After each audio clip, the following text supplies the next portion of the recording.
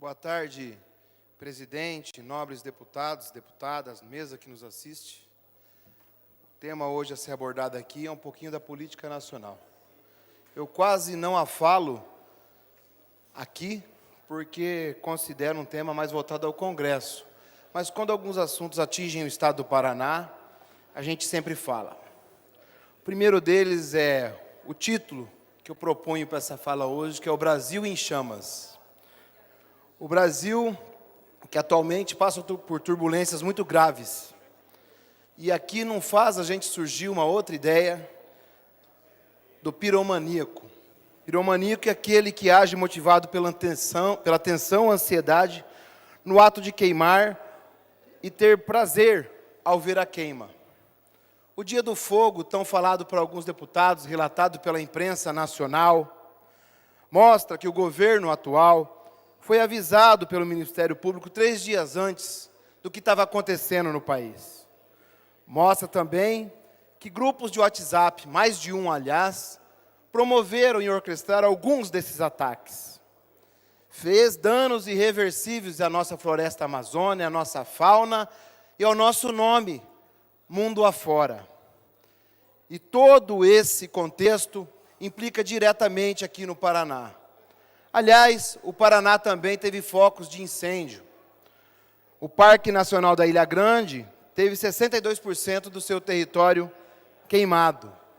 Mas a queima promovida nacionalmente não se dá apenas nas matas, e na fauna, e na flora.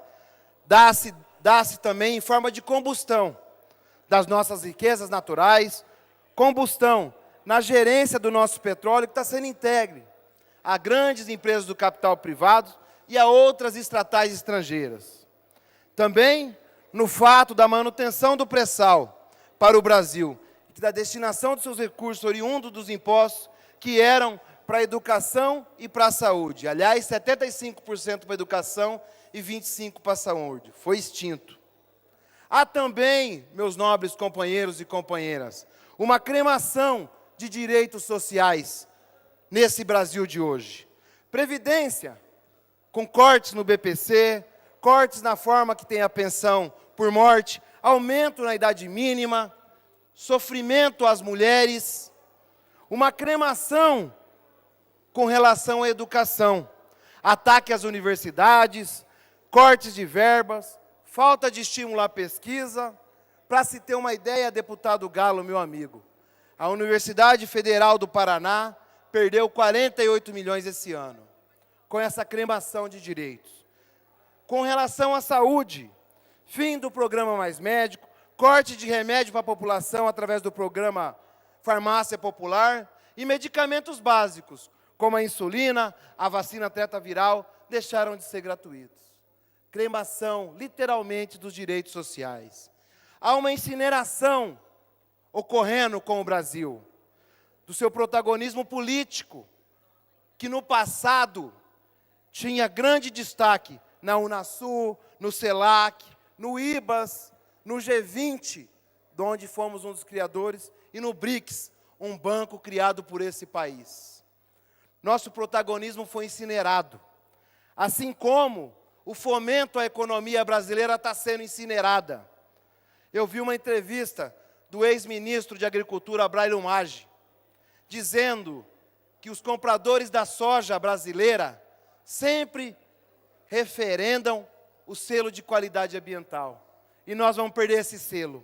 E em breve teremos as notícias negativas dessa atitude de hoje. Mais ainda, as operações bilaterais do atual governo incineram o nosso nome lá fora. Se meteu numa briga entre Israel e Palestina, fez com que o mundo árabe e muçulmano deixasse de comprar carne, inclusive do Paraná.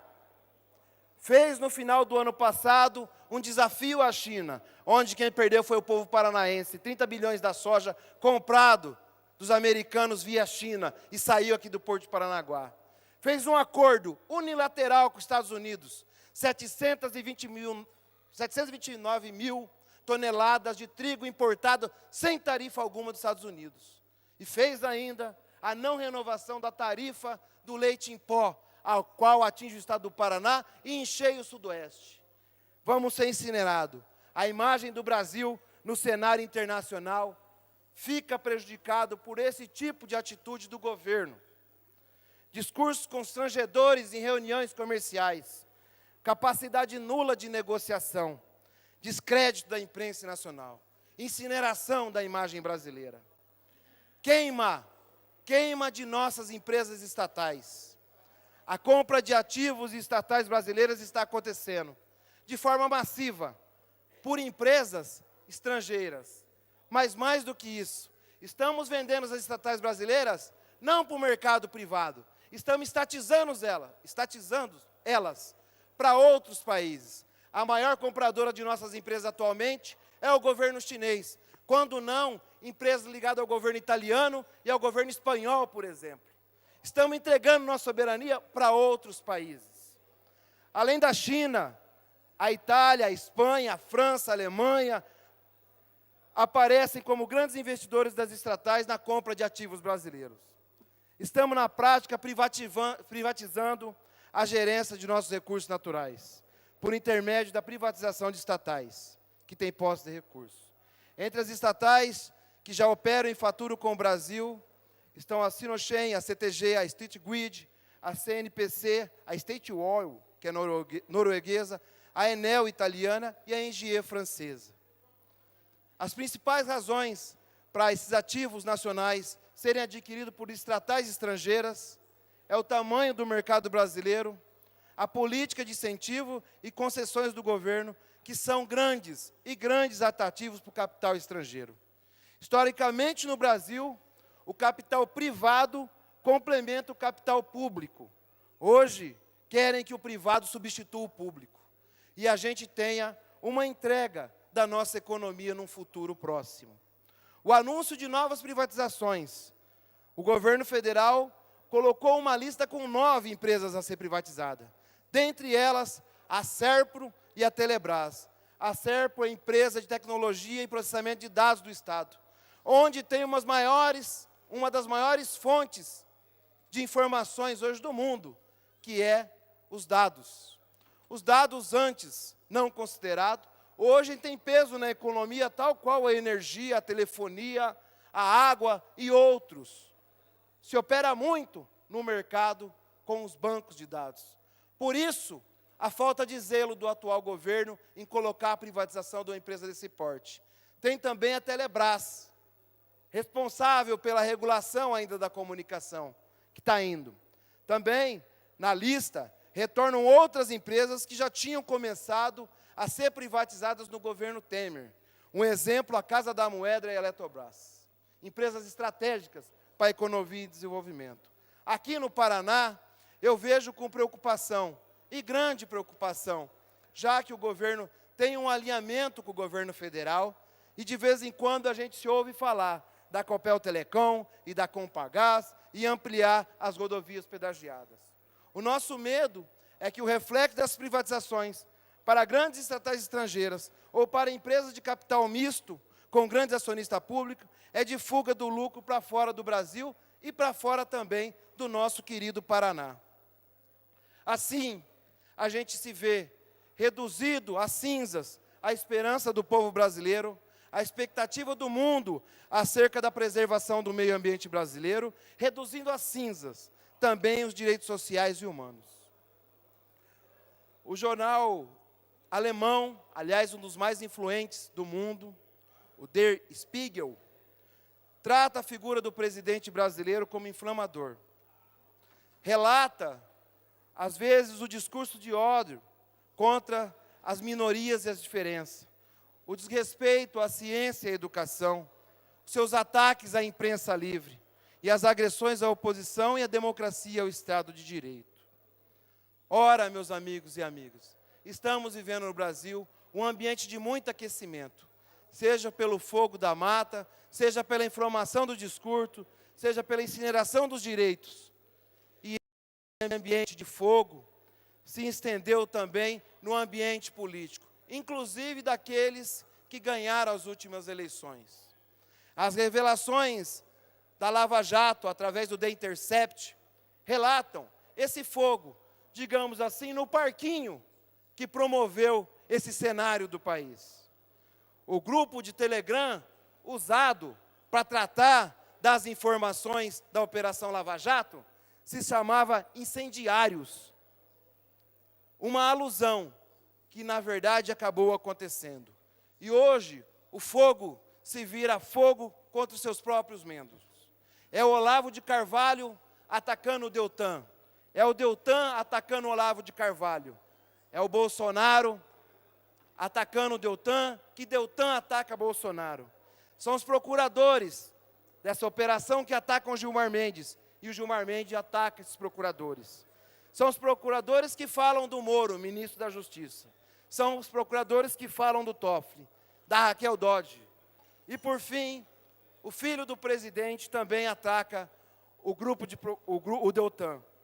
E hoje, o Bolsonaro, nosso presidente, atual presidente da República, no final de semana, deu indiretas ao ministro da Justiça, Sérgio Moro, que hoje de manhã fez uma nota ao ministro Paulo Guedes, dizendo que a Polícia Federal vai ser morta por asfixia financeira. Ou seja, é fogo de morro abaixo, é fogo de morro acima, é fogo no Estado brasileiro. Fogo em todos os sentidos. Mas o que a gente pede, nesse momento, é que os esclarecimentos venham à tona. É que o povo brasileiro produza água suficiente para acabar com esse incêndio. É que nós, parlamentares, teremos e temos mais consciência do momento triste que a gente passa.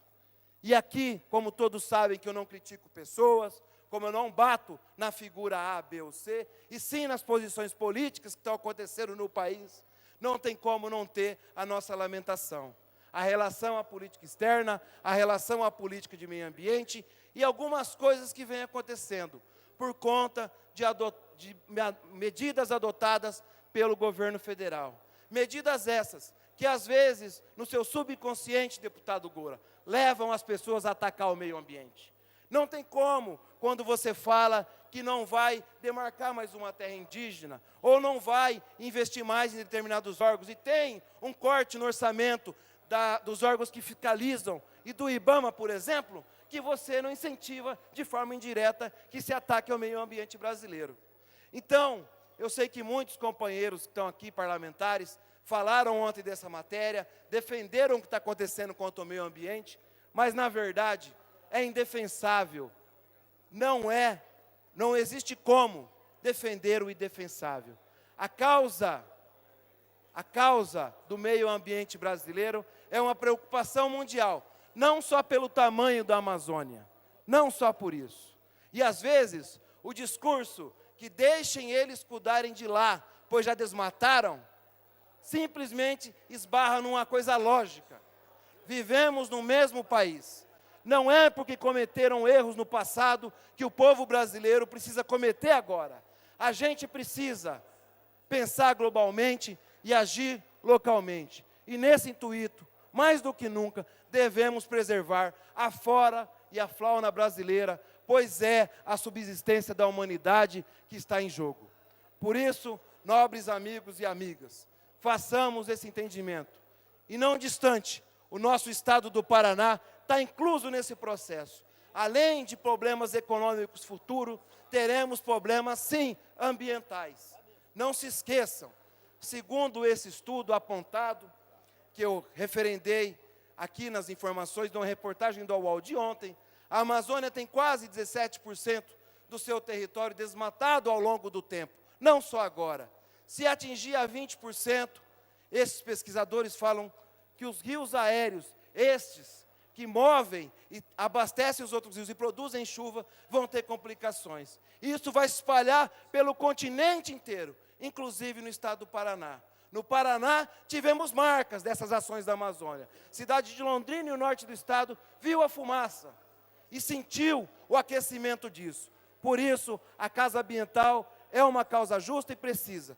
Nesse sentido, estou confeccionando e protocolando um requerimento e pedindo assinatura para que o estado do Paraná mapeie para a gente quais focos de incêndio estão tendo, quais são as medidas que estamos tomando, qual é a expectativa ambiental do estado para fazer com que esses acontecimentos sejam o menos possíveis no nosso estado paranaense.